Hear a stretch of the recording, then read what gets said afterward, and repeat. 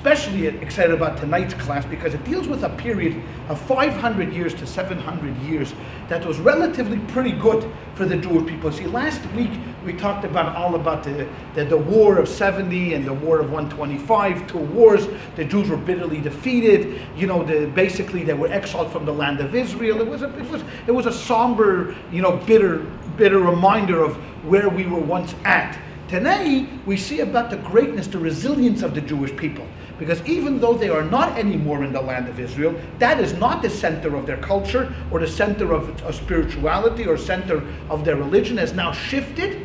Because what happens is that in the years after 125 and 130 and 150, the Jews have kind of moved east to Babylon, you know, and have established great seminaries there. We talked about Surah and Pumbedisa and Narda, you know, three schools of scholarship that really, you know, exemplified the Jews' idea of recalibrating what Judaism was going to be all around. And if you think about in the period of Jewish history, this begins it ends the period of the temple and begins the period of the rabbis.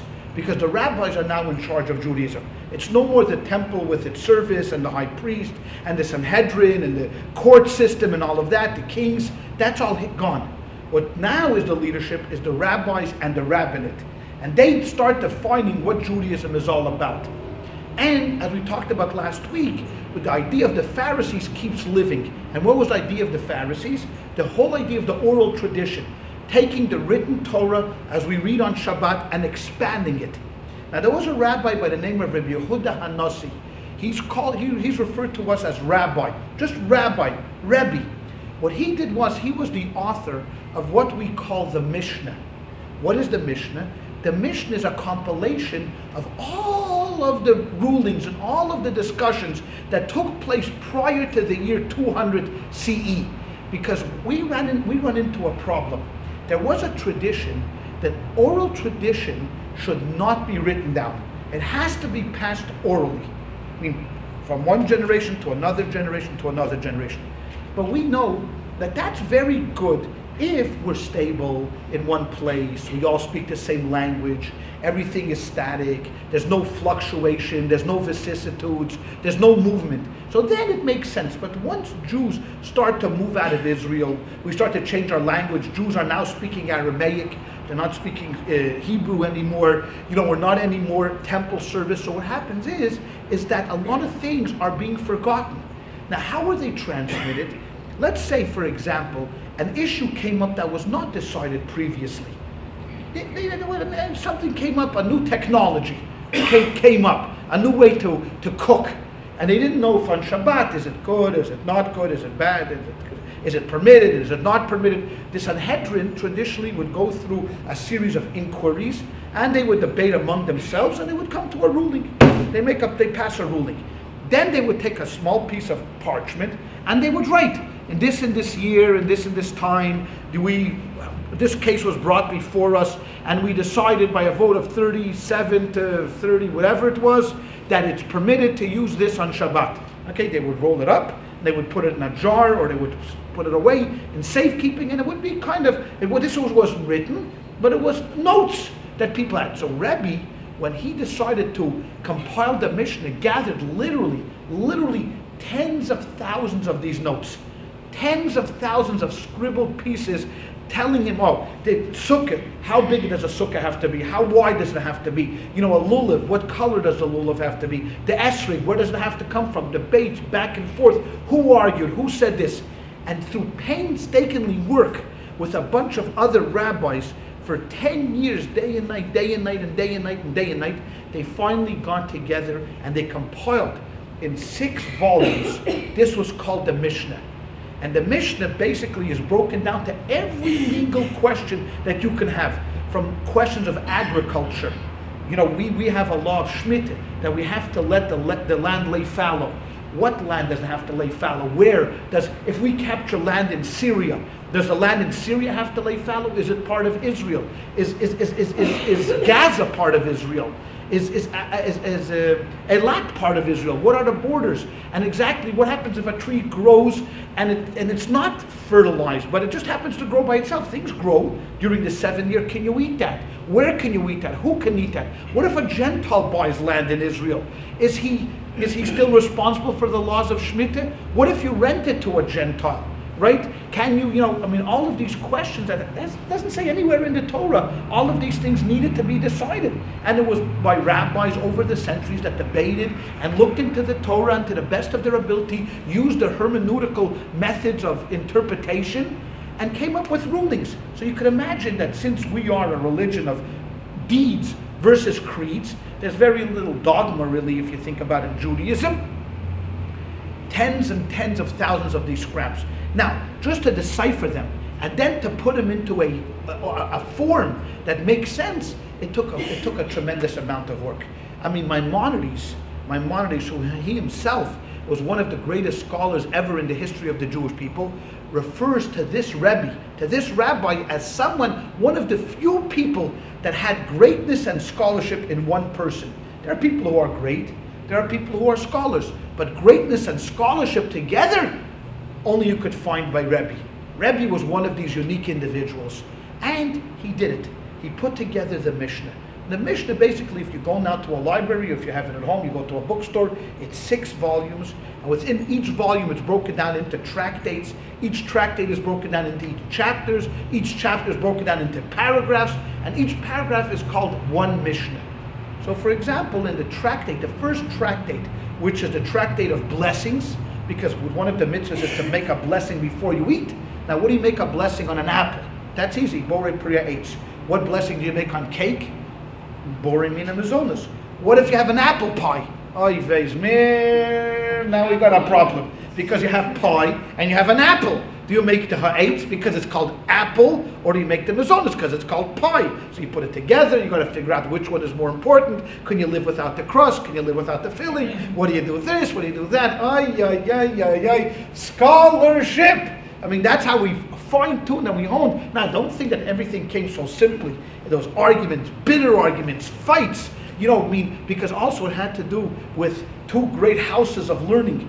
Beis Hillel on the left, I should say, because they were the more of if we had to call them the Democrats, because they were more of the populace, the people, they were more numerous and they were more liberal. So if a question came up, they always pretty much took the liberal side.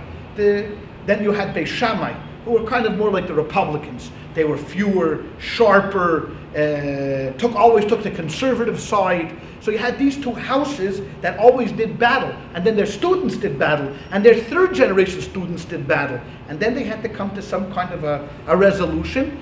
But it never ever, even as much as they argued legalistically, it never became personal.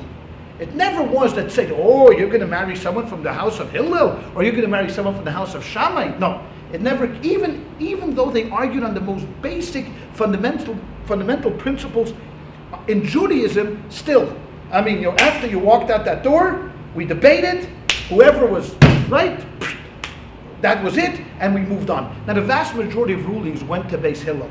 I have to be honest with you. Most of the rulings that we have in the Talmud went according to the house of Hillel, which were the more liberal ones, because you have to live.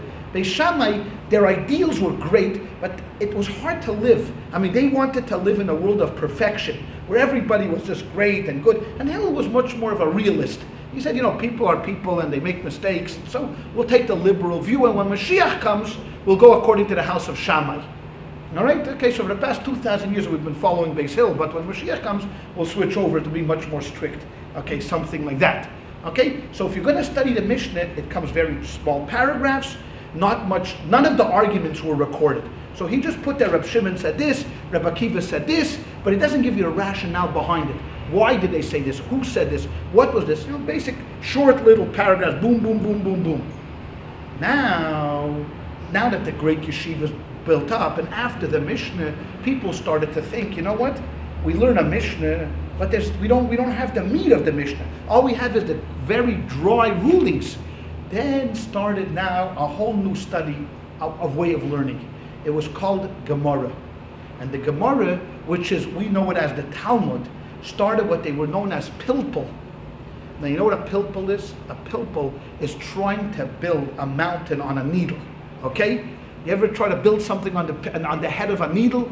You know, you try now, okay, what did Reb Shimon mean? What did Reb Akiva mean? What did Reb Meir mean? Back and forth and back and forth. And now this was recorded for 250 years, from about the year 250 to 450. This was primarily the occupation of the scholars and the rabbis, was to take the Mishnah and dissect it and to grind it through a grinder over and over and over again and more and to understand it. And then in the year 450 to 475, the Talmud was compiled. But the Talmud is very different, because the Talmud gives you every bit of minutiae. There's 2,500 pages that we have recorded, and there's still probably another 1,000 pages that were lost. You know, because over the years, complete tractates were just lost to eternity. You know, so we have only a part of what really was the entire Talmud.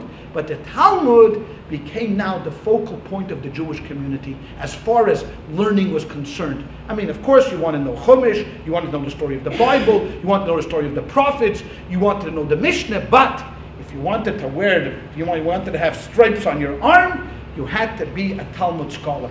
And to be a Talmud scholar, you had to get yourself into one of these seminaries or yeshivas, and you had to sit there and listen, and if you were sharp, you had to raise your hand and get into the debate, and as they saw this guy has something to him, and then they cultivated you and you moved up the ranks. And in a moment I'm going to explain how the political situation was there, and then you were a Talmud scholar. Congratulations. And these people were the most respected people in the community, because now people started to not to be farmers anymore. We talked about last week that most of the Jews in Israel were what? Were basically farmers. Here in Babylon, they weren't farmers anymore. Here many of the Jews for several hundred years were moving into urban areas.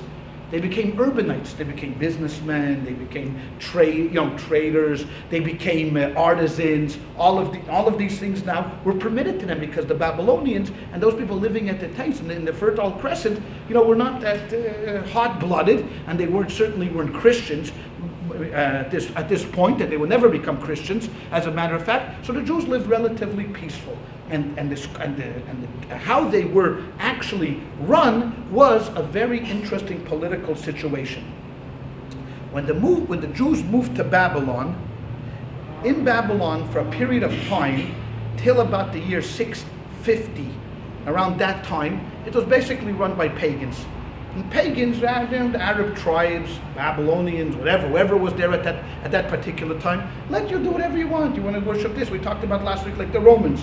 They had multiple gods. They didn't care. You want to do this, or that god, this god, that god, back and forth, back and forth. And that's how the Jews. Not always. There were periods of time that there was some problem. Like, for example, in the year 475. I mean, we're talking about right at the end of the compilation of the Talmud, there lived a guy, a king, Peros, lived in Babylon, and there was a religion that was called Zoroastrianism, after the god Zoroaster. And there's still some Zoroastrites around, people that follow this religion. And there's even a temple in Irvine. And yeah, there is a temple. A guy once called me. I once had a worker, and he says, no, I belong to the Zoroastrian temple in Irvine. I'm a Zoroastrian. I didn't even know that they still existed. They basically emigrated from Iran. In Iran, you still have people, I'm not sure now today with the political climate how much, but basically this religion is based upon two gods. It's deism. Basically, there's two gods in the world. There's a god of light and a god of darkness, and these two gods battle it out for the dominion of the world. That's what it is. So they can explain away a lot of issues that we have a tough time explaining away. Like, for example, evil. Well, what do you mean? Of course there's evil in the world. Well, you got the god of darkness. Of course there's evil in the world. Then you got the god of light. There's goodness in the world. So there's a lot of things that we struggle with in our one God. They had it easier. That this guy became a fanatic. Now, when a person converts to a religion, not always, but there's many times they become super zealous. If you don't follow normal path and take it easy and slowly and begin to integrate it into your heart, but sometimes you jump into it without really knowing what it is, and you want to outdo the Jew, you want to outdo the Jews, Some of our biggest problems through history we're going to see was who converted Jews to Catholicism, because they wanted to out-Christianize the Pope. They wanted to show the Pope that he wasn't a good Catholic. I'm the good Catholic. So many times, so this guy Peruz became a fanatical Zoroastrian, and he forbade the study of Torah because this is a monotheistic religion. They believed in a dualistic religion. So he forbade the study of Torah. He closed down the yeshivas. It lasted for about 10 years, that this persecution of the Jews in this particular time. Now, one of the things that actually came out of it during this period was, if you ever come, just parenthetically, if you ever come to our morning service on Shabbat, we do the Musaf service.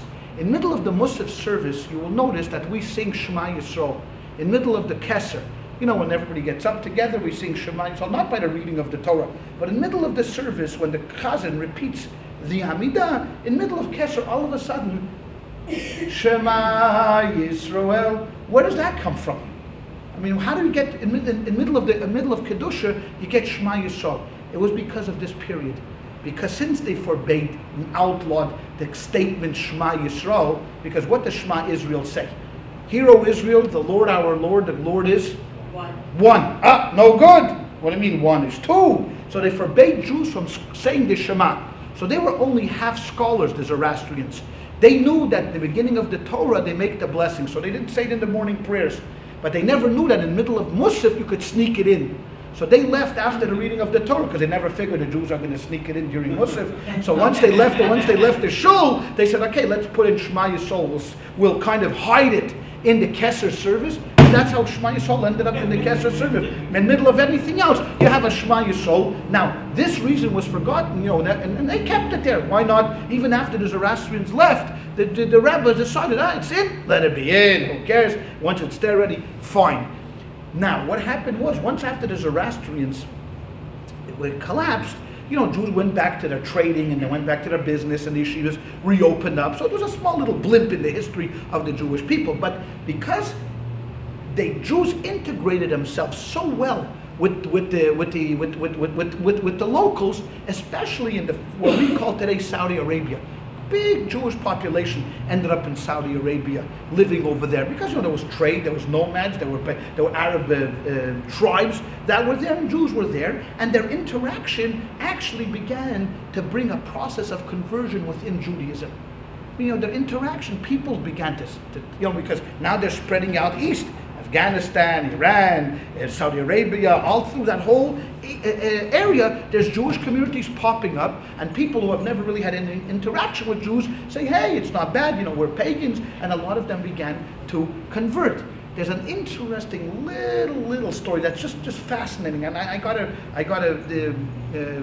tell you this story because it's just incredible. Among the tribes living in the Fertile Crescent, there were two tribes that decided that they were Jews. They were Jews. What do you mean? You're from Abraham. We're also from Abraham. We're from Ishmael. Okay? So they were two tribes, and there was one guy who was the head. His name was Abu Kariba. That was Abu Kariba was the leader of this tribe called the Hejaz, Hejaz, the Hejaz tribe, and he fell desperately ill one time, and just happened to be that Dr. Shapiro and Teitelbaum were traveling through, and two Jewish doctors, and they were traveling through the city, and guess what? They healed him. So they healed him. How could he repay them? Guess what he did? He converted. He converted to Judaism, and not only did he convert to Judaism, he converted the whole tribe converted to Judaism. So you had this Arab tribe that were all living as Jews. But what did I tell you before? When someone converts, sometimes, what do they try to do? They try to out-Jew the Jew. So he heard that up north, in the Eastern Byzantium Empire, they were mistreating Jews. Because the Roman emperors were mistreating Jews, as always, because by now they were well into their Christian being. So he decided he's going to level the playing field. So he caught 3 Christian businessmen traveling, and he hung them. He said, hey, you know what, if you're going to mistreat the Jews up north, I'm going to do the same thing to the Christians down here. So he hung them. Okay, he hung them. Oh, they heard up there, he hung Jews. So they sent an army, and there was a war, and they went basically, this poor guy who's now known as, is no more known as Abu Yakir, now he's Yosef. His name was Yosef now, right? He's now as Yosef, caused this war, and then he was killed in this war. So it didn't accomplish much that he went to war. Never fight an army that's going to 10 times who you are. But I thought that was very interesting to show that the relationship of the indigenous people to the Jews at that time. And if you're not careful with your zealotry, you're sometimes going to run into much bigger problems. Okay, now we come to an important event. In the year 570, okay, the Jews are living. They've established themselves in this area. There's a fellow by the name of Abdullah, and his wife's name is Amina, and they have a baby, and his name is Muhammad. Okay, now, so who cares? There was probably a lot of guys named Muhammad at that time. Why does it make a difference to us? You know about this Muhammad? Well, this Muhammad was not like he was not like everyday Muhammad. Okay, this guy Muhammad was a businessman, maybe even a failed businessman, although you got to be careful what you say, because there's about 1.5 billion people in this world that really like this guy. You know, really like this guy. So you have to be very careful of what you say about him. But nonetheless, make a long story short, history anyways dictates that at the age of 40 in the year 610, he had a revelation that he went into this cave, and he claimed that the archangel Gabriel appeared to him and revealed to him what was now known as the Quran. And he wrote it down, and he began to minister or preach or whatever it was to the local people, and he was very successful. He was successful. There's nothing to talk about. Now, in the beginning, as far as Jews are concerned, I think we pretty much have it down pat, that in the beginning, he was kind of friendly to the Jews. And he had met a lot of Jews in Mecca and Medina. He was in business with a lot of Jews in Mecca and Medina. And he mistakenly figured that once he comes out with this new religion, whatever he calls it, Islam, which is devotion to the Almighty,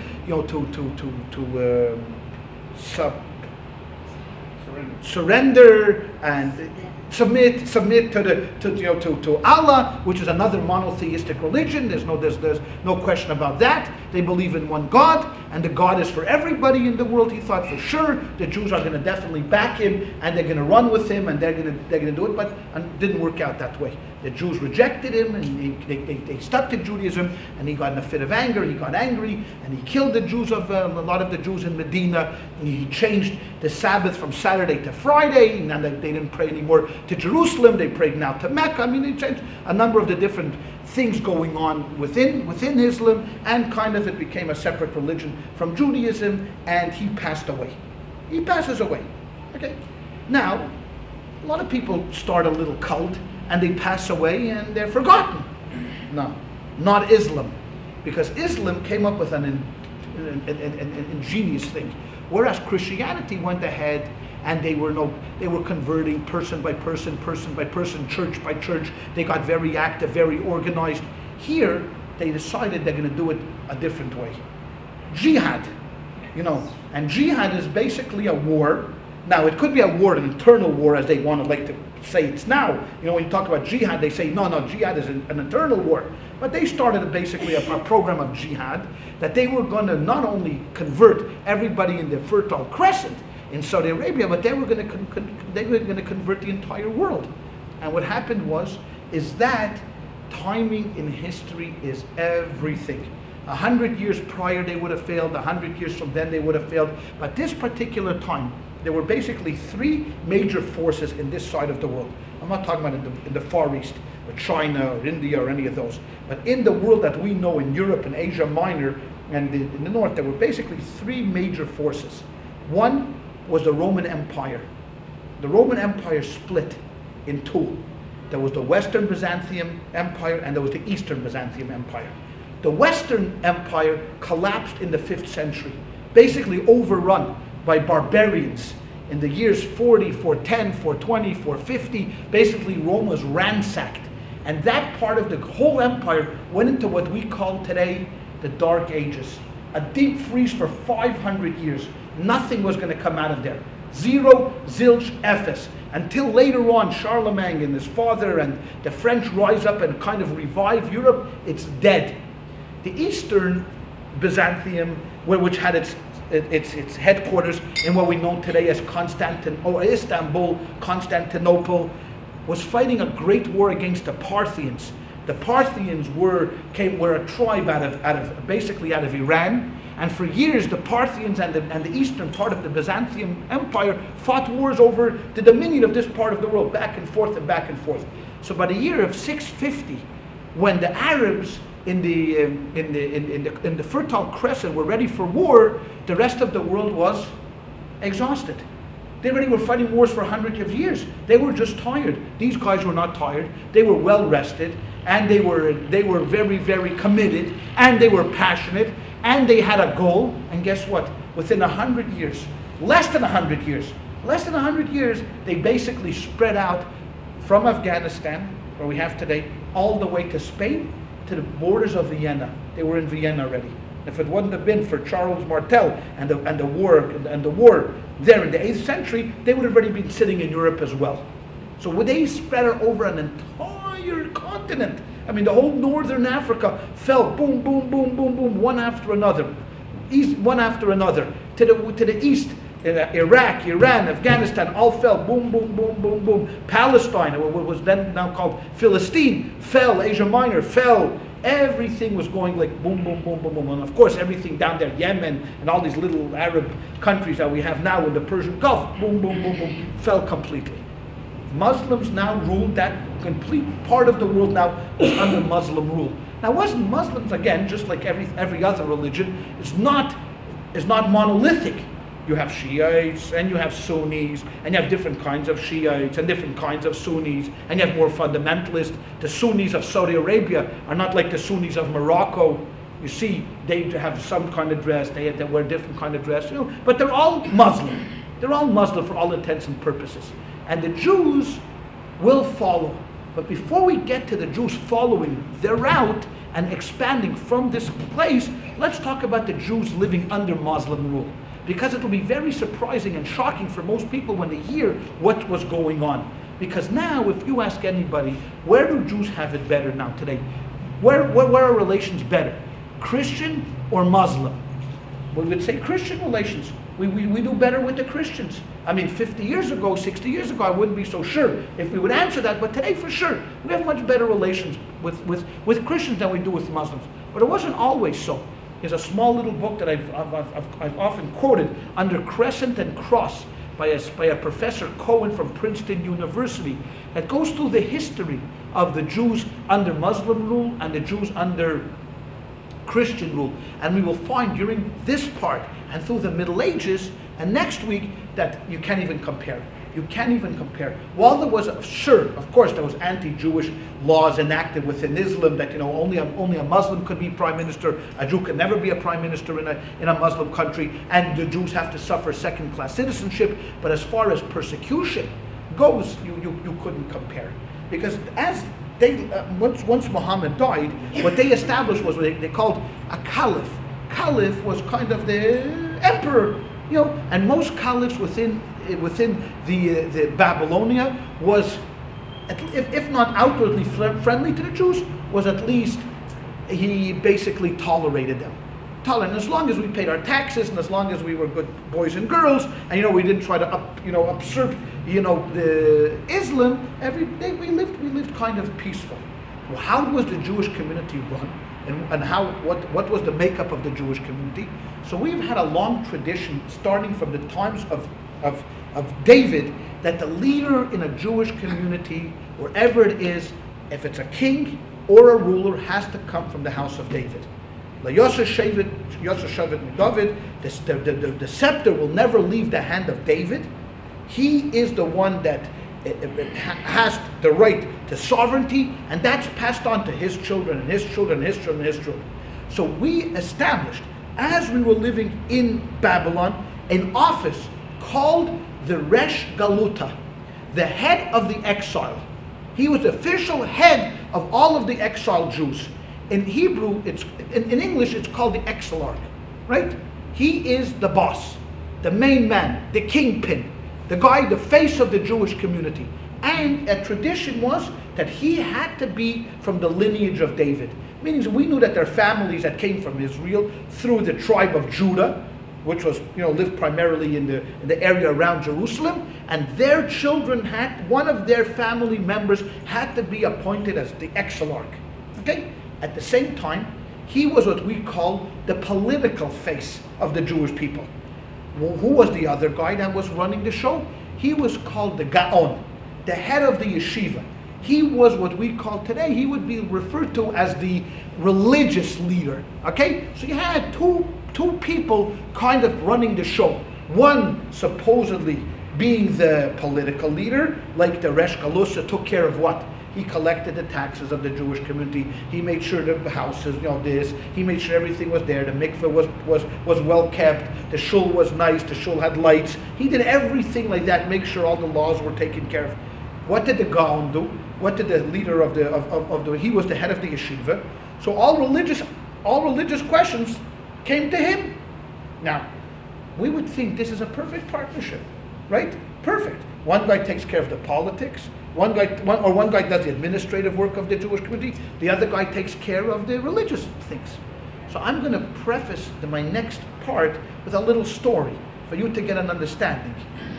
There was a great Hasidic rabbi called the Ger Rebbe, the Rebbe of Ger. Okay, a brilliant man, smart, holy, righteous, and he had a great following. And he had a son, many sons, but one son got married. And after the wedding ended, the Sheva Brachas, he called the young couple into his office and he said to them, let me give you a little piece of advice. And if you take this advice and follow this, you'll have a happy marriage. Okay? He looked at his daughter-in-law and he said to her, sweetie, or whatever he called her at that time, he said, listen, my son, he's not a worldly guy. He spent all of his life where? In yeshiva. What does he know? He knows how to study. He learned all the tombs, the Talmud, the Mishnah, the Chumash, the this, the that. He's a scholarly type of a guy. So when an issue of Jewish law comes up in the family, let him make the decision. So she, of course, readily agreed, because what did she know? She was a girl. In those days, which girl went to school? No girls went to school in those days. So of course, he looked at his son and he said, listen, what do you know about running a home?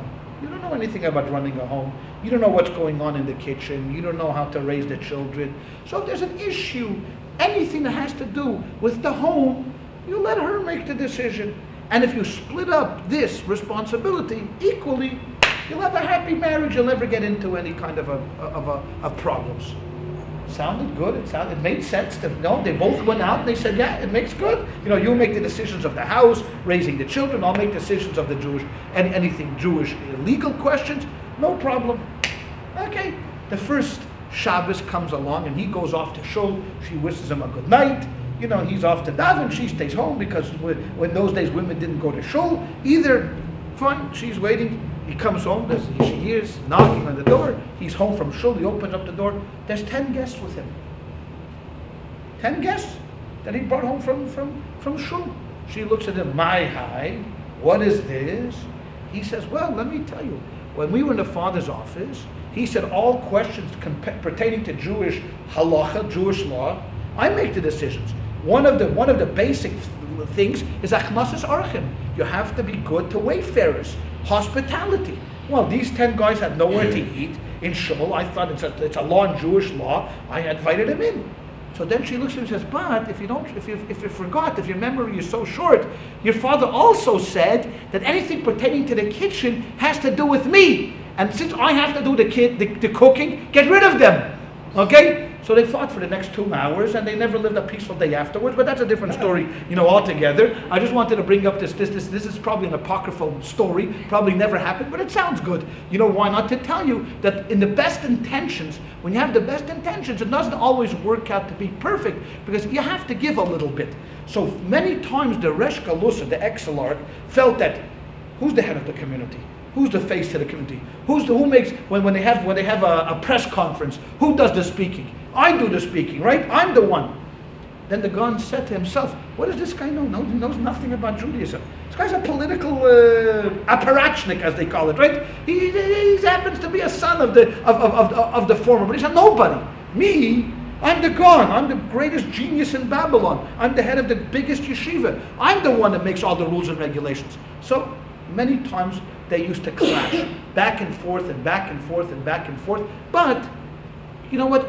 Most of the time, and we'll soon get to a case. Most of the time, any disagreement was kept in-house. If they had a fight, it was kept in-house. We don't tell the Goyim. Don't go and tell the Gentiles, because it's not going to be good. What do they have to know that we're fighting? So shh, close the door, shut this door, let's scream at each other. Once we finish screaming at each other, we'll open the doors, we shake hands, we go out, and like this, we'll be civil. Of course, I'm not inviting you to my son's wedding. You don't have to invite me to your daughter's wedding. That's fine, nobody. But at least we don't have to, outside they don't have to know. And you know what? For many years, until the 8th century, it worked very well. The system worked very well. There was, just to give you an example, there was probably 100 Gaonim in 500 years from the years probably 450 to 1050. The 600 years, there were probably about 100 Gaonim. Now, not every Gaon, not every head of the yeshiva was the spokesman, because there were many yeshivas, so there could be, even in one generation, you could have 2 or 3 or 4 of these great scholars. But nonetheless, this is basically how we got along until the second great schism in Judaism happened. What was the second great schism? You remember the first schism? Last week we talked about the Pharisees and the Sadducees. Thank you. That was the first great schism. Here we're going to talk about the second great schism.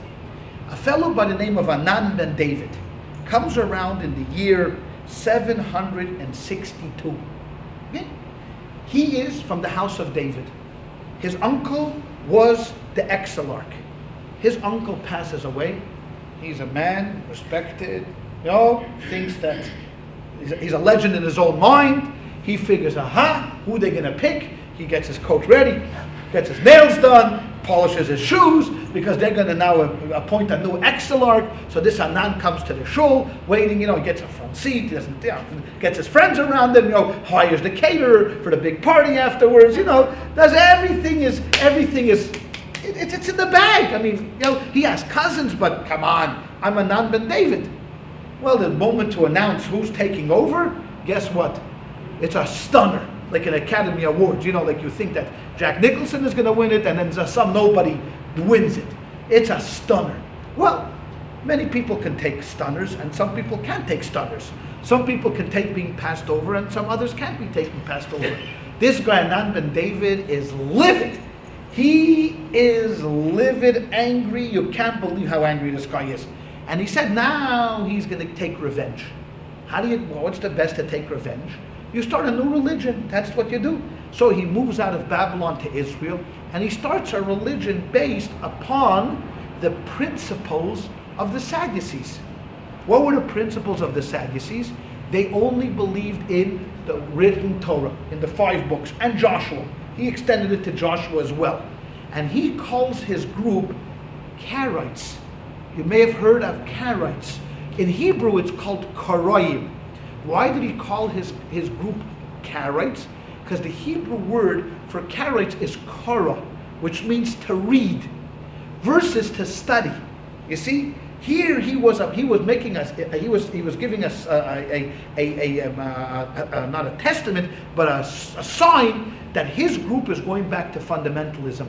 Versus what did the rabbis call the books that we compiled? What was it called? What do we call all those books in the year 475? What? The Mishnah, but afterwards the Talmud. Thank you, the Talmud. Yes. A few people are still listening. The Talmud. What does Talmud mean? Talmud means study, from the word limud, to study. Because why? Because who does the studying? The rabbis, the scholars. They're the ones in charge. So they call their series of books to study.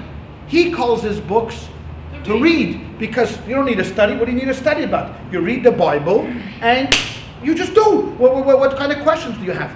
And he kind of undercut everything about rabbinical Judaism, basically claiming doesn't make any sense. They're forgers, they're liars, they're usurpers, they hijack Judaism. This is the way we have to live Judaism. Back to fundamentals. I want to call it a kin, but it's not exactly. It doesn't follow, but it would be kind of like the schism in Christianity, which will later happen in the 16th century between Catholicism and Protestantism. What did Martin Luther say? Only Scripture, right? Forget about all this pomp and circumstances that the Catholic Church had built up around Judaism and all of the saints and all of this. Back to the book. And that's what he said. Back to the book without any interpretations. The rabbis are no good. Back, strictly follow the book. How do we follow the book? You figure it out. You look, you make tzitzis, whatever. What's the difference? You make it, you do it, you know. It's almost impossible not to incorporate some things from the rabbis, because as I told you last week about a mezuzah, what are you going to do? Hang yourself up there with a testament? You know, you're not going to. It's almost impossible. But they figured out logically that they don't need the rabbis. You have the rabbis, and you know what? They were extremely successful. Extremely successful, because you know what? Any time anybody had a grudge against his local rabbi, now he had an option.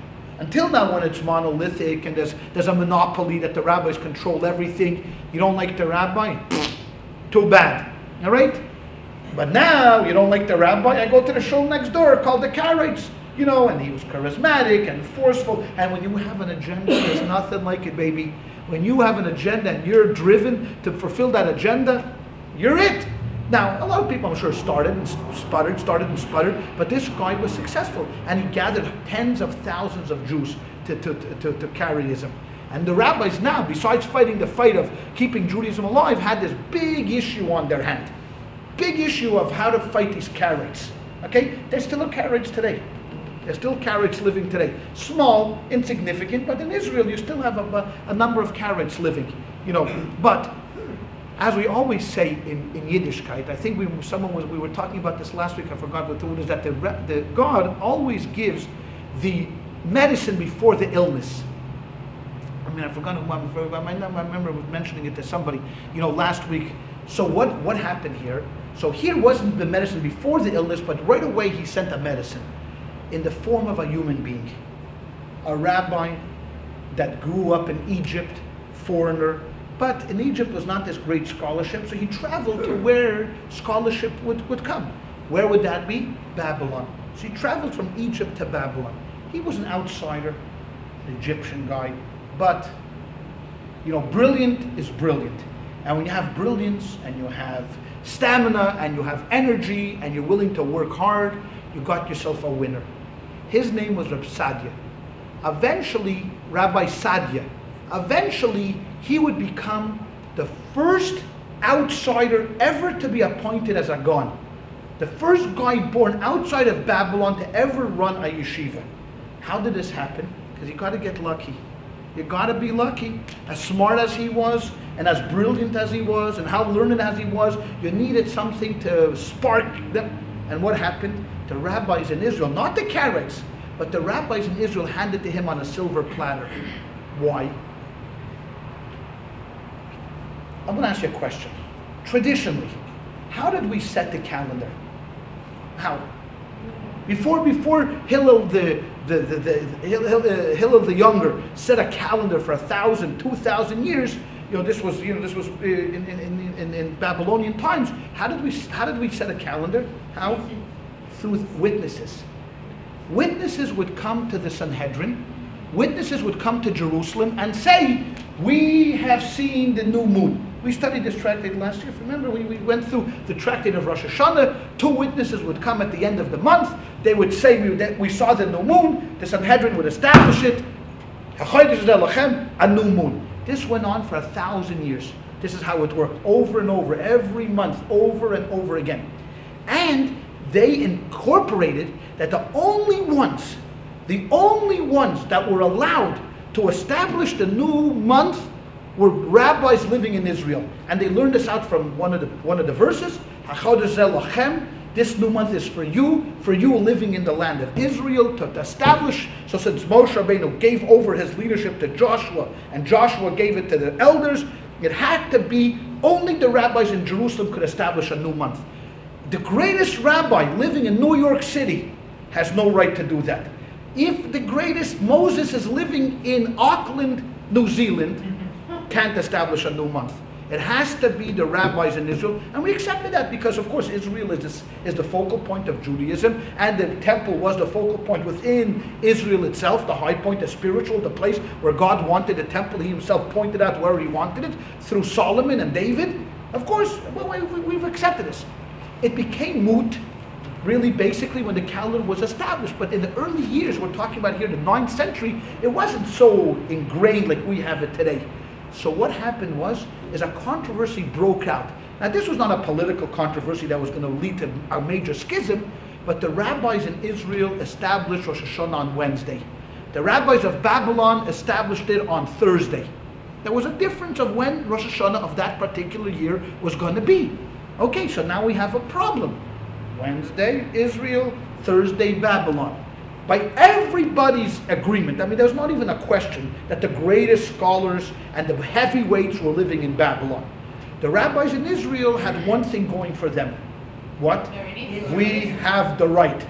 So they turned to this Egyptian fellow in Babylon, Reb Sadia, and said to him, Reb Sadia, you got to write a definitive, you make the decision.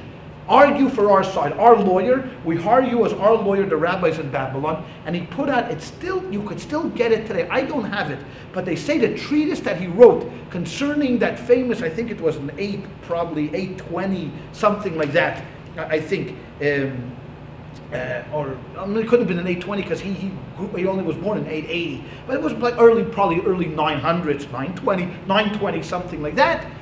He wrote like a 50-page responsa, totally destroying every argument of the rabbis in Israel. Why they have a right, it's not relevant today. Why did they saw the new moon? It couldn't have been this, back and forth, back and forth. Once the rabbis saw this, they said, oh, la, la, la, la, la, la. Oi, do we have a guy on our hands here? This is not a guy, this is a superstar. This is really a superstar. And he rose quickly in the ranks. So you see, so controversy helps if you're on the right side of the controversy.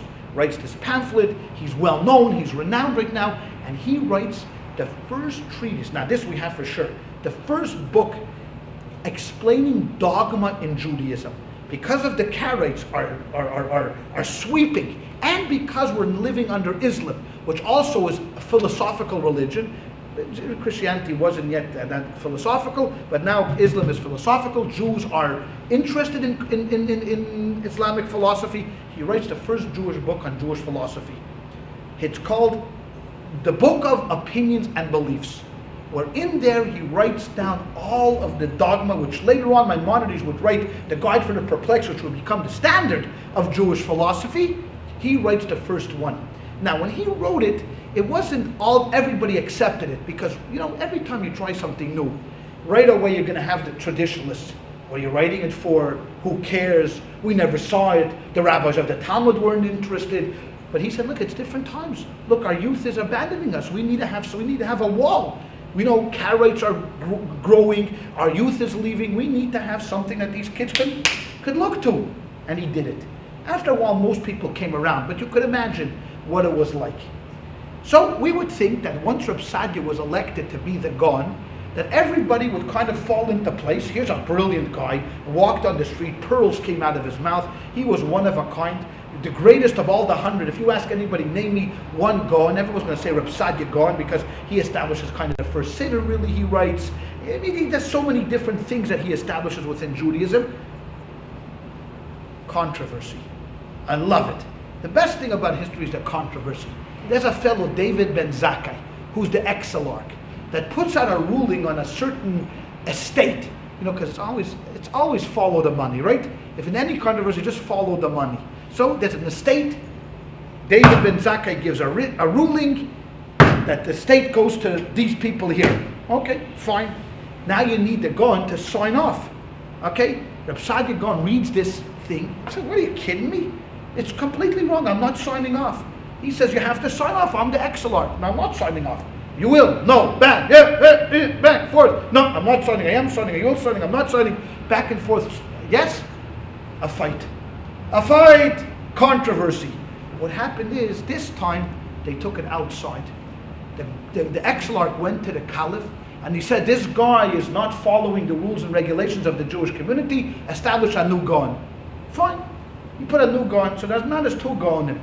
Reb Sadia said, I'm not going to take this in the back seat. He goes to the Caliph and says, this guy is no good. Put up a new XLR. Fine, put up a new XLR. What does the Caliph care? 1, 2, 3. But now he's getting taxes from 2 sources. He's happier. You know, why not 2 shuls? You know, 2 revenue streams.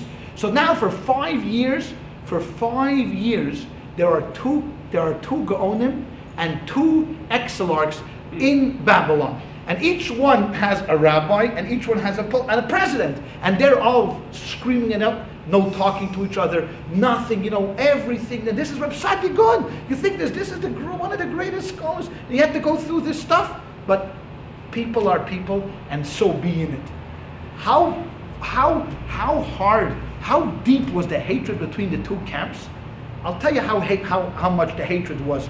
Because there's no fight like a family fight. When Jews fight, ooh la la la la, it ratchets it up. You know, because it's one thing when you fight outside with the Gentiles, it's one thing. But an inside fight, Allah. Oh, how big was it? When you have you want to bring a court case against another Jew, you can't go to an outside court. This is completely forbidden. If I want to sue anybody here, or somebody wants to sue me from the congregation, the first step we have to do is go to a Beth Din. We have to go to a Jewish court. After we go to a Jewish court, if you want to collect the money, you could then go to a secular court. But if you think you're taking me to a secular court, first one, we're going to excommunicate you. It's one of the worst things. You have to first go to a Jewish court. Okay, how is a Jewish court established? We don't have any more courts in Jerusalem. So if, let's say, I have a little sichsach with Judy here, I pick a rabbi, Judy picks a rabbi, and the 2 rabbis pick a 3rd rabbi, and that's basically what we call a Jewish court. The 3 rabbis sit, we give our arguments, the rabbis debate, they put out a ruling, and then we're bound by this ruling. Okay, so David ben Zakkai had a son that had an argument against another member of the Jewish community. They were sitting at the table. On one side was sitting Zakkai's son here, the other fellow was sitting over here. They had to come up with this court. So he asked this guy, who are you taking for your rabbi? Who are you going to take? This guy thought he was going to be smart, thinking that this is Ben Zakkai's son. He says to him, I'm taking Sadia. But the mere fact, it says, the story is related, that he heard the Sadia's name. It wasn't even written that I'm taking him. He just said, I'm taking Sadia as my rabbi.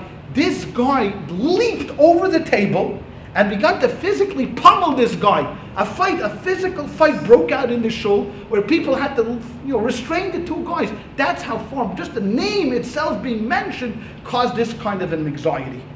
But you know what? All fires come to an end, and hopefully our fires will come to an end very soon without much more destruction. This also fight, and to bring the whole story in a roundabout way, to close the circle, David ben Zakkai passed away, and his grandchildren were brought up in Sadia's house. Because eventually they made peace with each other, because they said, listen, this is crazy. So after many years of bad blood, they made peace, they shook hands, everybody said hello, good evening, good morning, shalom aleichem, they made a kiddush, drank a little vodka, and shalom al yisrael, there was peace among the Jewish people once again. And his grandchildren, when he passed away, they went to Sadia's house and they grew up. But I just wanted to bring this out, because this theme of this infighting is going to happen over and over and over again. So if the Gentiles are not pursuing us, we're pursuing ourselves. We make our own sorrows. After Sadia died, what happened was, you're in a geographical area for a number of years, and we have flight. Jews start leaving. And as the Jews start leaving Babylon, and we'll get to it just in a moment, why they left Babylon, the yeshivas start to go down and down and down. There's no more students. People are leaving Babylon. There's no more opportunity. People are moving other places, which we'll get to in a second. And guess what? There's no money. There's no money. And as long as Sadia lived, his name, the renowned, was able to keep the money flowing into the coffers. But once he passed, fundraising, and the worst thing in the world is trying to raise money for a yeshiva. And the people in Babylon were not like they used to be, big spenders. Now there was hardly any money. So there was a little incident, the story of the 4 rabbis. They elected 4 rabbis to go around and to raise money. And I'll tell you the names of the rabbis. One was Reb Shmaryo, Reb Chuskil, Reb Moshe, and Reb Chanoch. These were the name of the 4 rabbis. And they said to them, listen, a lot of Jews are living now in the northern Africa. Go to the north, to the communities in northern Africa and raise some money for our yeshivas. Okay. Now this story will be actually apocryphal. Why? Because you'll see now the Jews have left Babylon. They're now starting to grow in different places around the world. These 4 rabbis set sail on ship to raise money for the yeshiva back in Babylon. What happens? They get captured by pirates. Pirates board the ship and they get captured. They take all of the loot and they're going to kill the captain. What do they need the captives for? People are not worth anything. They throw them overboard. One of them was kind of a little bit more on edge. So he told the captain, Captain Bluebeard or Graybeard or some beard, you know, some guy with probably a patch over his eye and one leg and a hook, Captain Hook. He said, Captain Hook, you know what we have here? We have here something more precious than gold. We have here 4 rabbis. And you know what? These Jews are a little... You know what they do for the rabbis? They ransom them. Ransom. So why kill them? We throw them overboard, they're worth nothing.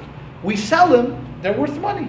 So they put out a word to all the communities in North Africa that we have 4 rabbis that we've captured, and we'll ransom them for a certain amount of money. 4 communities got together and they said, yes, we will ransom the rabbis on one condition. What's the condition? The rabbis stay. They can't go back to Babylon because we're new communities here and they have to stay here. The rabbis, given this choice of being thrown overboard or staying, said, let's think about this for a second. My mother didn't raise an idiot. We're staying. So here was 4 rabbis. One of them ended up in Tunisia. One of them ended up in Cordoba, Spain. One ended up in Alexandria, in Egypt. And another one ended up in Morocco. These were the 4 that ended up, the 4 rabbis, the story of the 4 rabbis that ended up. Why is this apocryphal story? Because now you see, as things begin to change in the outside world, the same changes reflect the Jewish world.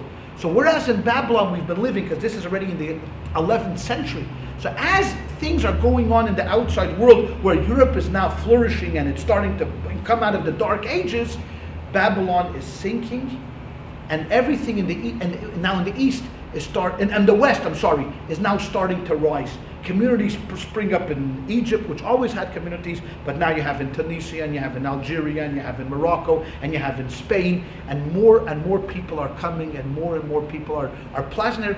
So what happens is it's almost closing the door for 500 and 600 years.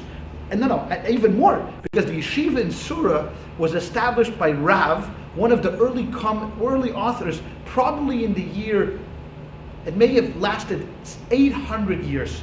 It probably lasted 800 years, the yeshiva, but eventually there was no one to furnish anymore, and there was no students, and the doors closed. And then when you start looking at the migration of Jews, you have to stop looking at Babylon now, and you have to take a completely different view. You almost have to go all the way to the other end of the continent to begin to see whether Jews are flourishing. So we say goodbye to Babylon, we say now hello to North Africa and to Europe.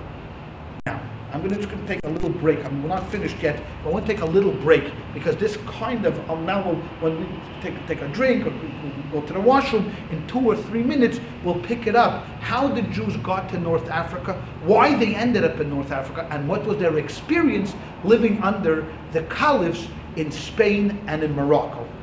Okay, let's go back. We'll take a step back for a moment, because we already ended up in Babylon in the year 1040. Let's go back to 640. Okay, back to the Arabian Peninsula.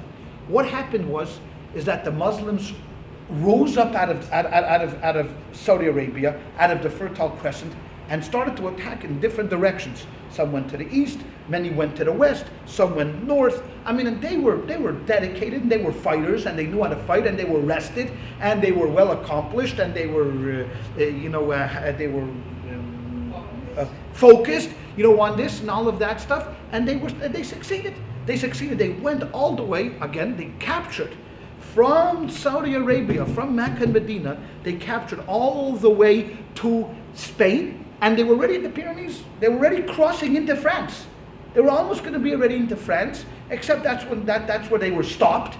They were stopped by Charles Martel in a war of 732 at Poitiers.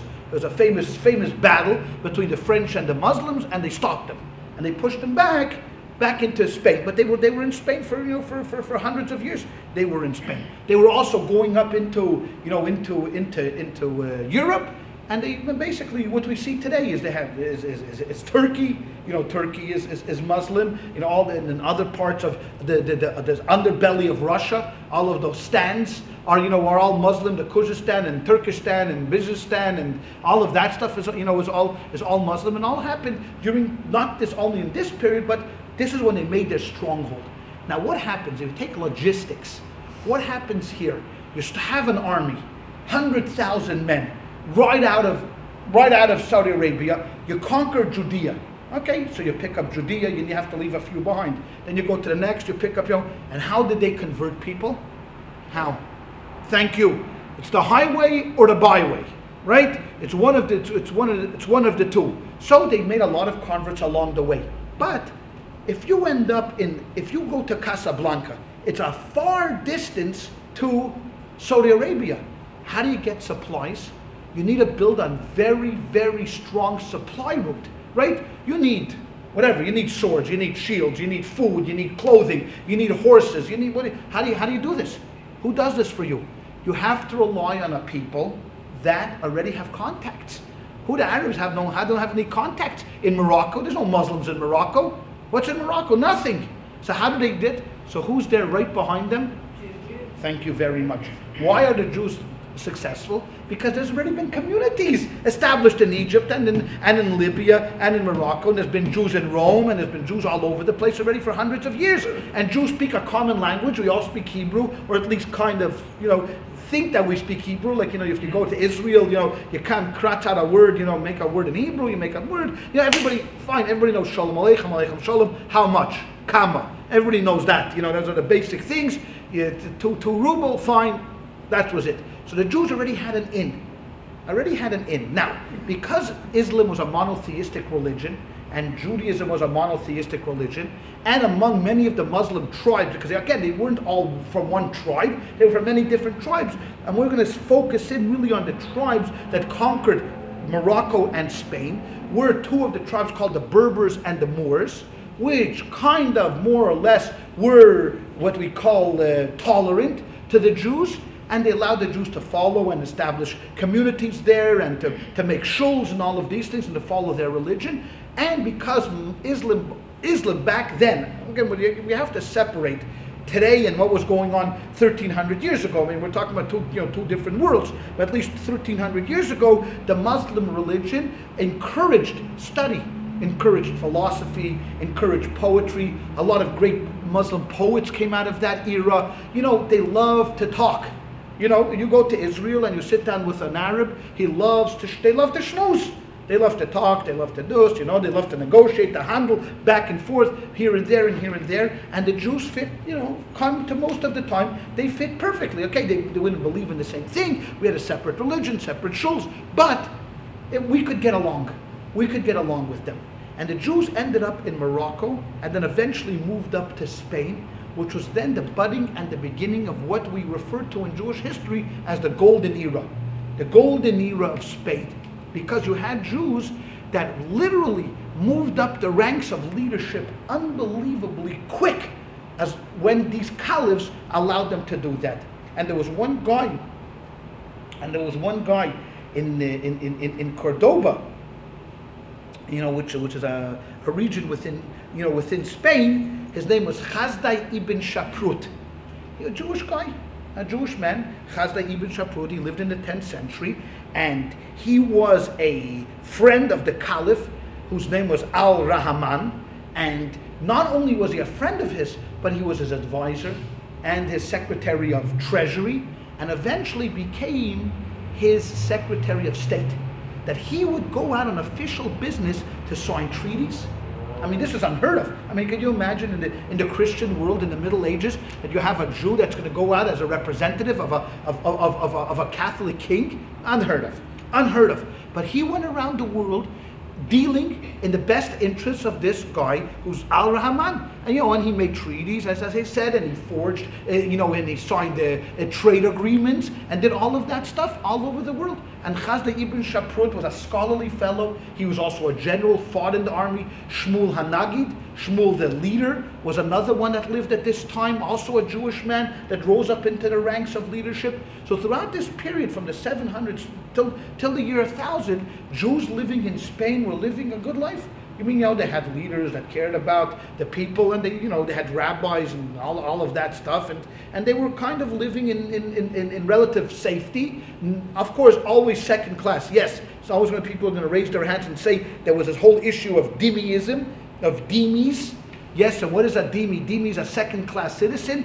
Anybody that's not a Muslim, that lives in a Muslim country, is never ever going to be a first-class citizen. You're just not going to. That's the way they've established it early on. That's the way it goes. So if you're a Christian, a Hindu, an atheist, I probably don't like atheists too much, as you could well imagine, but if you're anything else except a Muslim, you are a second-class citizen. So it had nothing to do with being Jewish or not being Jewish. That's the way it was.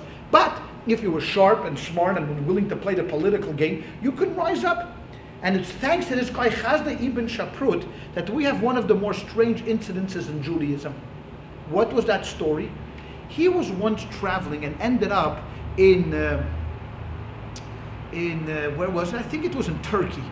And he was in Turkey and he was having negotiations with certain ambassadors from different countries. And one ambassador said to him, hey, do you know that you have people living in this country called Khazar that are Jews? And he said, Khazars? What are you talking about? He says, yes, there's a country north of Turkey, where now it's Russia, that's called Khazar, and they're Jews. And this guy said, what are you talking about? So when he got home, when he got back to Spain, he wrote a long letter to the king of Khazar, asking him if the rumors are true and they're Jewish. Well, the U.S. Post Office, it took him 3 years to get a reply. Okay? He sent the letter through messenger, and 3 years later, he got a reply, yes. King Bulan, was a pagan, and the world was turning monotheistic during this time, and during the 8th century and the 9th century, and this King Bulan decided that he has to pick something. He can't stay neutral. He's not going to be pagans anymore. So there was Muslims and there was Christians and there was Jews. And the legend goes that he invited one of each representative of each of these religions. He invited a Christian, he invited a Jew, and he invited a Muslim, and he had them debate in front of him, and he had to pick one of the three, and guess which one he picked? Judaism. And the Khazars converted to Judaism, and the whole country became Jews. And the great Rabbi Yehuda Halevi was a great poet and a great scholar, wrote a book called The Kuzari. We have it today. We have, I don't know if it's word for word, verbatim, written down. I don't think there was a stenographer there that was taking the notes, and I'm sure it changed over. And of course, since, we write the history of that particular incident, we make ourselves look better, and our arguments are far superior than any of the other arguments. In the 9th century, there's this country called Khazaria that are Jews. And he discovered them, and he opened up to the Jewish world, and he said everybody, hey, we have this whole country that has, Jews, and they existed for about maybe 300 years or something like that, until the time when, of course, it's... Now again, was everybody in Khazaria Jewish? Was it a solely Jewish country? How many people lived in Khazaria? Because you think for 300 years you would have a nice number of people at the end of the day, right? At the end of the day, whatever the numbers were, however how long it lasted, eventually it will run over by the Russian hordes, by the guys who came in, and they crushed them over there, and that was that. It was the end of the Khazars. But the whole story came out because this Chazda ibn Shaprut was able to travel freely, felt that he was a citizen of the world. That he had credentials. I come with the seal of Al-Rahman, and people respected him, and he had some clout. So this gives us an insight, because it's very different, because our experience over the world, see in America, very difficult to judge Jewish history in America, because when you talk to American Jews, they're very short historical perspective. They think it was always like this.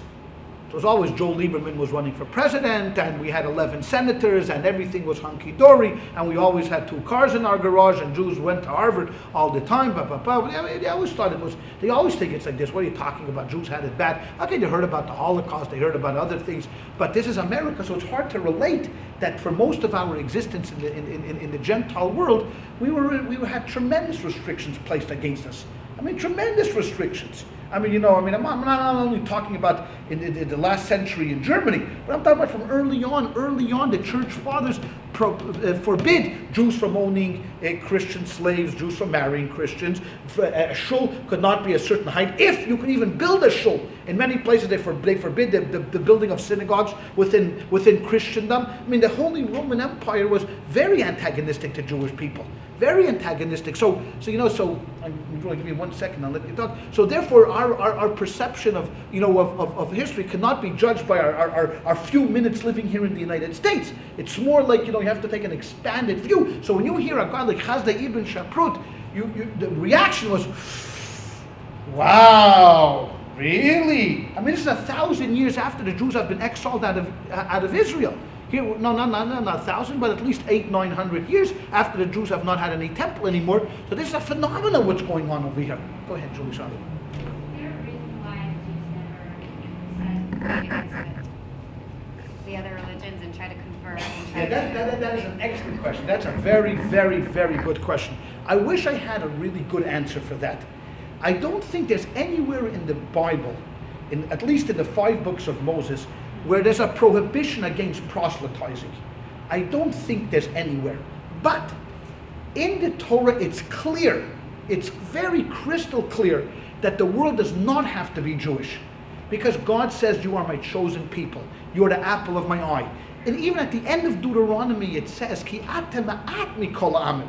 Because you are the smallest of all people. That's why I chose you. That's why I love you. Not because you have numbers, you have big numbers on all of that, I love you.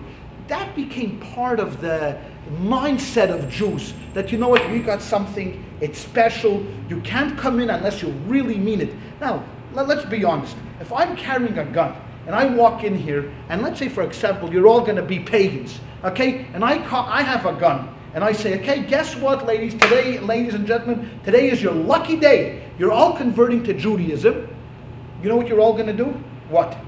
Convert to Judaism. Of course you'll convert to Judaism. But as soon as I turn my back, you may go back. So that's why Jews have always refrained. It's never been our, mode of expansion is through proselytizing. And and you can debate it for a long time, because had we not missed the boat, had we done, but it's difficult if you don't have a critical mass. You see, the first ones to do this, the first ones to consider themselves Catholic were who? Christians. Christians were the first ones to consider themselves Catholic. And when I use the word Catholic, I don't mean the Catholic Church. Catholic means universal. You see, they were the first that proclaimed that we need to have one God, one person for everybody. Meaning that regardless if you happen to be Chinese, if you happen to be Bulgarian, if you happen to be Argentinian, the only way that you're going to get saved is through your acceptance of Jesus Christ. That was a revolution. That never happened before. The Romans and the Greeks, this was so foreign to them to think of one God, to think of monotheism. They had a multiple of gods. You had Zeus and his family and their family and other gods coming along and their family of gods. I mean, they had a number of different gods, gods for different things. Christianity was the first to come up with this idea of Catholicism, that the whole world has to believe in this one God. And Islam jumped on that bandwagon. Islam says, no. They got it right that the whole world has to believe it's one God. They just got the God wrong. They think it's Jesus, it's really Allah. But Jews were never into proselytizing. If you fought your way into Judaism, we accepted you. And there were many people over the centuries that did come into Judaism. Many of the people look at us. I mean, there's red-headed Jews, and there's tall Jews, and there's short Jews, and other kind of Jews, apple Jews. But get everybody together. It's because what? It's because of foreign blood came into Judaism. I mean, there was all different kinds of converts, that came in. But we never had this idea that everybody has to be Jewish. It would be nice if we would have like 1 billion Jews right now, but we're going to have to live with what we have. Let's save at least a few that we still have. Now, what was going on in what was going on in the Christian world at this time? We know now that the Muslims had fought hard. There was a fellow by the name of Charlemagne. Charlemagne plays a huge role in Western resurgence because he's able to come in and fight a war against Muslims and literally revitalize Christianity, bring it some new spirit.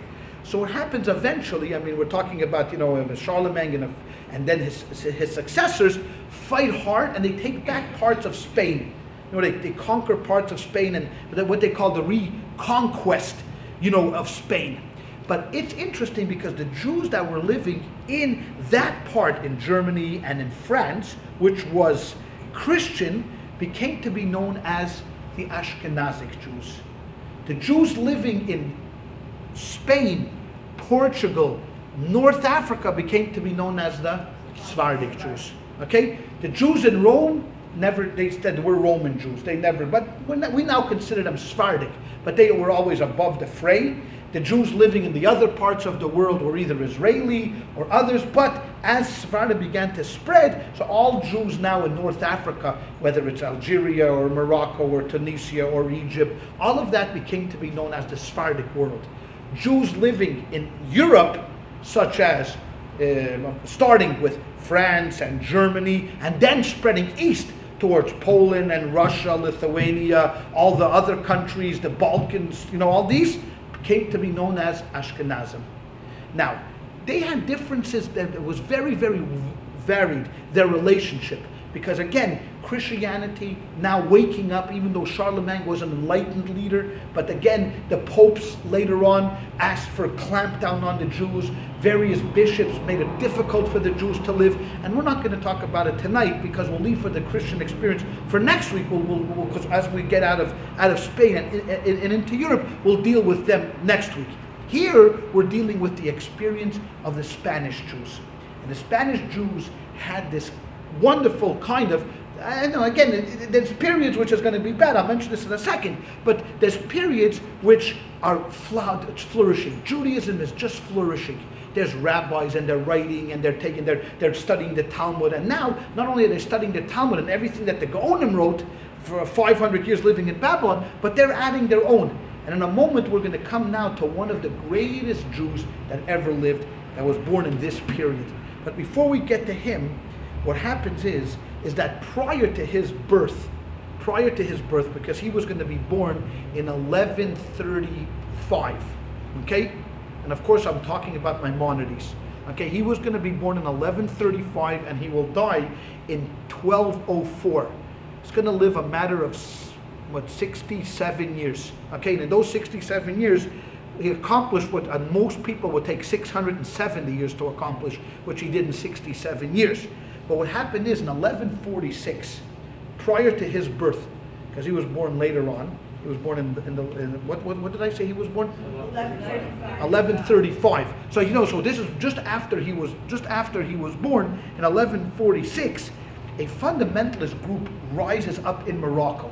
Because, eventually, the Moors, the Berbers, they lose, it's 100 years already, 200 years of their leadership. This group called the Almohads, ferocious warriors, fundamentalists, that didn't like this kind of dialogue that the Jews and the Muslims were having, rise up in Morocco and ride into Spain and cause a tremendous amount of upheaval.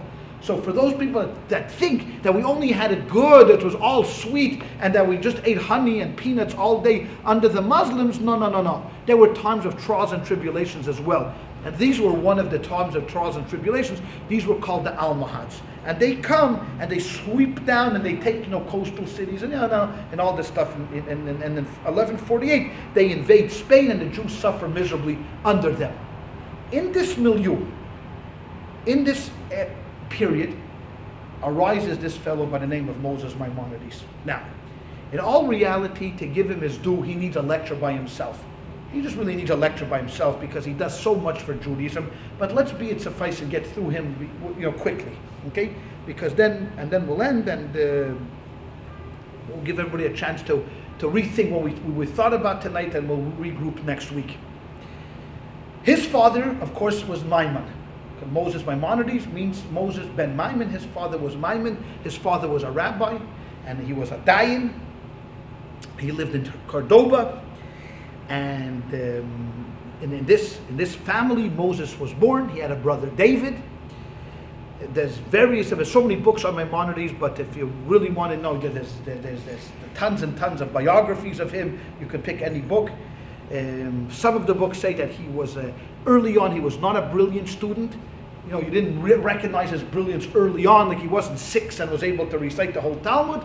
But his father did send him away at the age of 17 to his teacher, the Migash, Rabbi Yosef ibn Migash, who was a student himself of Rabbi Yitzchak Alfasi, who was one of the great scholars of that period. Moses comes back after a year of study. He's 18 years old. They honor him with giving a sermon in the shul because he's a yeshiva student. So he comes up there, and his father is like, doesn't know what he's going to say because he doesn't know, he was never portrayed his brilliance yet. But when he started to speak, it was like, oh my God! It's like, you have an oh my God moment.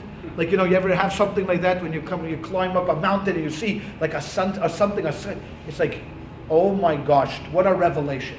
I mean, at 18 years old, he was already, in a year or two, he already had captured most of the Talmud, and he already had studied philosophy, and he already had started to write, and he just gave a lecture on the solar, he gave it, fine. He was brilliant, he was great. Okay, it was great. Then, not only was he great, but he started to write books. And he started to write his commentary. His first major works was what they called Pirush HaMishnayos. He wrote his commentary to the Mishnah, which by itself, had he just ended there, he would have already gone down in the annals of Jewish law. Perfect. Well, commentary. And he wrote it when he was 23 years old. 23 years old. And he wrote it, he had an interesting style. He wrote it in Arabic, in Hebrew letters. Okay? Hebrew letters in Arabic. So if you wanted to write, let's say, a word fatah, okay? He wouldn't write it in Arabic script, but he would write a fei, aleph, taf, aleph, ches. Fatah. He wrote that way because he wanted the people to be able to read it. He wanted to disseminate it to as many people as possible. And that's the way he wrote many of his letters, many of his commentary, his famous book on philosophy, The Guide for the Perplexed, except for his magnum opus, which was the Yad HaChazaka, which I'll get to in a moment. He wrote a lot of it in Arabic, so able to spread out to everybody. Right? His next work was called the Yad HaChazaka. What is the Yad HaChazaka? In Hebrew means the outstretched arm. What is that? We talked a little bit about the compilation of the Talmud and the Mishnah, which basically, if you break it down, take out the stories and the legends, is really a legalistic book. It gives us all the rules and regulations, like we talked about, it's an ostrich kosher. Well, that's not such a hard one to come up with. All right, but what about the kosher pig that we talked about? They found a pig that chews its cud that has split hoofs. You need to have a ruling. What do? So over the years, they put all of these rulings in the Talmud. But if you ever open up a page of the Talmud, there's one slight problem. Unless you're a great scholar, you're not going to be able to you're not going to be able to deal with this. I'll give you a small example, which is very close to my stomach. Okay? What happened is that one of the prohibitions on Shabbos is cooking. You can't cook on Shabbos. That's why we have the cholent here cooking from Friday night over the night, because you can't just plug it in on Saturday morning. You can't do anything. No cooking on Shabbos is permitted. Okay? But you have to define what cooking is. What is cooking? If something is cooked already, okay, and you want to heat it up, is it permitted? Oh, okay. So Miriam says no. But unfortunately, I have to tell you that Maimonides disagrees with you. Okay? He disagrees with you. So for example, here's my question. I come home from shul. Chani made this delicious potato kugel the night before. We couldn't finish it, so we cut up the potato kugel and wrapped the rest and put it in the fridge overnight. I wake up in the morning and I tell Chani, you know, it would be really good if I come home from shul and you would warm up the potato kugel. Oh, warm up the potato kugel, okay. But you have to be careful because you can't cook the potato kugel, but it's cooked already. But there is even cooking after the cooking. So you can only warm it up to a certain temperature, 104 degrees, okay? Don't ask me how they got 104 degrees, but that's the way they came up with it, okay? So if your oven is going to cook to 200 degrees, can you put the kugel into the oven? No, because it's going to cook it over to 104 degrees. So therefore, you may warm it up, but you have to be very careful. Keep touching it, take it off, put your hand, pick it up, but yad shalet this boy. If your hand if you put your hand on the kugel and you have to pull it off, it's too hot. It's too hot. But tell me, okay? So here's where our dilemma comes in. This is discussed in the Talmud. It's discussed in the 3rd chapter of the 2nd tractate called Shabbos. Okay? Now, I'm familiar with it because I studied the tractate of Shabbos and I studied the tractate of warming and heating and all of that stuff up. But what if I'm not me? What if I'm just a guy walking off the street who wants to heat up a piece of potato kugel? Can I? Means that you have to sit down Saturday morning, pull out the tractate of Shabbos, which is 160 pages, very deep and cumbersome, and try to, by the time you find the right page that it's on, and there may be some arguments, forget about the kugel because it's Sunday morning already. Believe me, it's Sunday morning. So what Maimonides set out to do was reorganize Jewish law. Now, to us, when we reorganize Jewish law, big deal. But you know what that means? To go through all the Talmud, all the responsa of all of the Gaonim, which there was 100 Gaonim, so they must have put out who knows how many books, all of the writings of his teacher, the Rimigash and Rabbi Yitzchak Alfasi, all of those rulings, and put them in an organized fashion. So when you go and you have a question about Shabbos, all you got to do is take the Rambam, Maimonides, open up to the laws of Shabbos. I mean, it's easier said than done, but at least it's organized now. All the laws of Shabbos are one section, all the laws of Purim, then the laws of Pesach, the laws of this, the laws of that. Everything he covered from one end of Judaism to the other end of Judaism. Philosophy, rules of idolatry, rules of Shemitah, rules of sacrifices, even rules that we hadn't done in hundreds of years, he included. 14 volumes. 14 volumes of the Yad HaChazakah.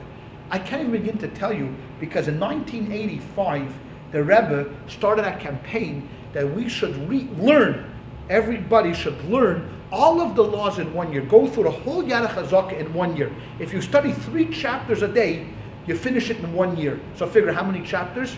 Over 1,000 chapters in the Yad HaChazakah. Or if you can't, you do 1 chapter a day and it takes you 3 years. But going through this a number of times as I've done, it's impossible to describe what one human being. It doesn't make sense that this was not done by a team of people. That a team of people got together. What one guy should do this? One guy back 1,000 years ago doesn't make any sense. I was thinking that. What? No computers. No computers, all written by hand. And the kicker is, and this is what got under people's skin, because he was not a guy, he was not politically correct. He was not a guy that was going to make you feel good. You know, if you're looking for a kind of a rabbi that's going to make you feel good, Maimonides was not the right guy. He writes the whole thing without, and this was so different than everybody else wrote, with no bibliography, no notes. This is the law. That's it. You don't like it? Lump it. And he writes in his introduction, and this is God bless him, he had shoulders like this. He writes, all you need in Judaism is the Chumash, the 5 books of Moses, and my book, Yad HaChazakah, and everything else is superfluous. Don't worry about it. When people read that and heard that and said the Talmud is superfluous, they went berserk. He didn't mean that you don't need to study the Talmud. What he meant to say is that if you really want to know Jewish law, study the Bible and the Yad HaChazakah, and that's it. But of course, study the Talmud if you want to know about the history of the law and all of that stuff. No footnotes, no, and he didn't even. Right, because usually when scholars write that I've picked, because don't forget that there was arguments between rabbi to rabbi. So if I choose one guy, at least I write where I found it and why I did it and my reasoning behind it. Nothing. You take the Yad HaChazaka, it's a book of laws, and you could like it or lump it. That's the way he was. But it was such a tour de force. It was such an unbelievable revolution. How could you discard this? You couldn't. It was impossible. And as much controversy as that elicited was nothing compared to what he would do next. If he said, "You think this is controversial? Watch what I'm going to do now." And he writes a book of philosophy, which we discussed that two people wrote books of philosophy. Reb Sadia Gaon wrote, and then Rabbi Yehuda Levi, his predecessor in Spain, and then he writes the Moreh Nevuchim. He writes a book that's called The Guide for the Perplexed. You want to get perplexed? Read it. Because if you're not perplexed, you will get perplexed. But Moreh Nevuchim. It's so hard and it's so difficult. I've tried a number of times to start it. I've never gotten through 3-4 chapters. I use it as reference, but never to sit down and really try to study it. Why? Because in order to really understand it, you need to be an Aristotelian scholar. You need to know Aristotle's philosophy. Not only do you need to know his philosophy, you need to know everything that he studied, everything he wrote about ethics and science, politics and theology. Why? Because the Rambam fell in love with this guy. For whatever reason, and for whatever it was, the Rambam fell in love with Aristotle. Okay? Now, to me, today, who cares about Aristotle? No one, unless he's a racehorse at the running and at Los Alamitos, and you have $5 on Aristotle in the third. That's the only time that his name is being mentioned today. Who cares about him? His science is this was destroyed years ago. Years ago by guys like Newton and Einstein. His science was crude. I mean, this guy's living 300 BC. What do you know? His ethics, mele, one thing. His politics, who cares? Two people put Aristotle on the map. Who? In Judaism, it was Maimonides, and in Catholicism, it was St. Thomas Aquinas, that fell in love with this guy, this Greek philosopher Aristotle. And the whole Catholic underpinning of what St. Thomas Aquinas wrote is based upon Aristotelian philosophy, and that's why Galileo got into so much trouble. Everybody got into so much trouble because they were stuck in this mindset. Why did he write this? He wrote this against which he believed was an antidote against people leaving Judaism. People were leaving Judaism. He had to write a book of philosophy to get people to stay. This was the Yad HaChazaka. This was the Moreh Nevuchim, the Guide for the Perplexed. In there he makes a statement that if Aristotle could have proved, because Aristotle was of the belief that the world always existed, that if Aristotle could have proved that, he would have admitted that it's true. Now think about that for a second. Here we're talking about an Orthodox rabbi that admits that if Aristotle had been able to prove that the world was always in existence, he would have admitted it. Which is contrary to what? To the first verse in the Bible. Right? The first verse in the Bible is that God created the heavens and the earth. He puts it in there. When this hit the shelves, the Barnes & Nobles, the Borders of that era, the rabbis in the world went bonkers. They went ballistic. What is this guy talking about? Aristotle, philosophy, secular books, Greek philosophers. They banned his books. Now, a lot of it really was ignorance. They had no clue what he was writing about.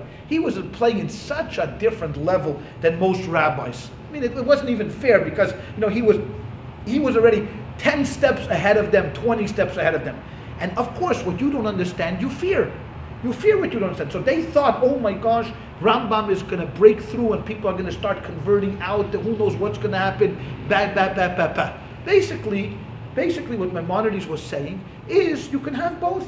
You can be a philosopher and you can be a religious Jew. There's no contradiction to one another. Absolutely no contradiction. You could study Aristotle and you could keep the Torah 150%. There's no questions about that. No questions about that. He was a rationalist, not a big Kabbalah studier. There wasn't too much into Kabbalah. Doesn't mention Kabbalah in his writings. Doesn't refer to Kabbalah in his writings. Didn't believe in this didn't believe in much this hocus pocus like astrology. He rants and raves against those people. Many Jews and many rabbis believed in astrology. You know, how the stars lined up and all. You know, not astronomy, but astrology. He thought that this was bogus, was nothing. And he caused a tremendous tumult. Now, as long as he was living, nobody was going to tangle with him. I mean, because you're not going to call, like, I want to call you out on a debate. It would be akin to calling out Mike Tyson, if you remember, the boxer in his prime. I mean, it's just not smart to do that. You can, if you want to, but you may not live to see tomorrow. You know, you may not live. So no rabbi was really willing to go out there and to wrestle with him face to face, because they knew that it was impossible. He basically knew everything. I mean, there was not one area in the Torah that he was not familiar with, like the back of his hand. So they sent spies to him, and they tried to undermine him, and they tried to get him. They sent a guy to show, a messenger to show that he was not religious. So Maimonides really smelled at this guy, so he served him a dish that looked like a human hand. And the guy said, "Oh my gosh, the guy's eating a human hand." It happened to be vegetables that he kind of carved out, you know, just to play with the guy, you know, like, you know, to deal with him. And so they had many stories like this, you know, with Maimonides, that they were trying to trip him up, but of course it would be impossible. After he died, it was a different story. Once he died, they really started to take revenge on him, and they actually burnt his books. They got the Catholic Church in France to burn his books. But you know what? Truth prevails. That's the bottom line. Truth prevails. Maimonides' works prevailed. The Moreh Nevuchim, I have to be honest with you, the guy for Perplexed never made it into the mainstream, because no one was really interested in philosophy, certainly not Aristotelian philosophy. And if you wanted to go to college, there were other philosophers that you read. You didn't need Maimonides. So the book of the guy for Perplexed took basically a back seat to his others. But the Yad HaChazaka, the Pirush HaMishnayos, his letters that he wrote, all became not only part of Judaism, but literally Yesod HaYesodis, V'amud HaChachmas, as he writes in his first law, Yesod HaYesodis, the foundation of all foundation, V'amud HaChachmas, and the pillar to knowledge. Leida is to know that there one God exists, and we can extend that to him, and to say that one of the literal pillars of Judaism is the Yad HaChazaka, his magnum opus, his book on Jewish law. And not only that, when he passed away, he had, I mean, there's so many stories. His brother died, and he had to become a doctor, and he became the doctor of, you know, Saladin, and then he kept, his wife then passed away, and his children passed. He had one son left over, had tremendous upheavals in his life. When he died, he left a will that he wanted to be buried in Tiberias. Okay, so he wanted to be left in Tiberias, and they tell this legend, and with this legend we'll finish. They took his body and they sent it like to Israel. From he was in Cairo, Fashtad. They sent it to Israel, and it came to Haifa, like a port over there, wherever it was, and they unloaded the casket, and all of a sudden some Arabs thought, oh, you know, they see this casket and people are holding it with such great esteem. They thought, well, who knows what's in there, gold, diamond, silver. So they attacked it, and everybody ran away. And he was left alone. He's laying over there. There was no coffins over there. He was left alone and tied up in a talus, till some guy found a donkey, and he picked up Maimonides, Rambam, laid him over the donkey, and the donkey started to walk. And the legend had it that the donkey by itself walked from the port all the way to Tiberias. And when it came to Tiberias, the Jews recognized who it was, and they buried him there. And they buried him. You could still go to him. I mean, people go to his graveside often.